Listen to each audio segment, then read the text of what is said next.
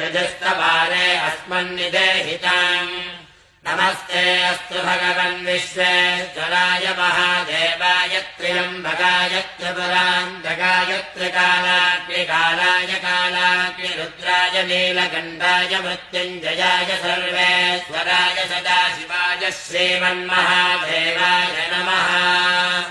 नमो हिरण्यबाहवे सेनान्ये दिशाञ्चपतये नमो नमः वृक्षेभ्यो हरिकेशेभ्यः पशूनाम् पतये नमो नमः तस्मिञ्चराय त्रिदेवदेवधीनाम् पतये नमो नमः बभ्रुषाय विन्ध्याधिनेन्नानाम् पतये नमो नमो हरिकेशायोपभीतिने भट्टानाम् पतये नमो नमः भवस्य हेत्यै जगताम् पतये नमो नमः रुद्राय तथा विने क्षेत्राणाम् पतये नमो नमः सूताय हन्याय वनानाम् पतये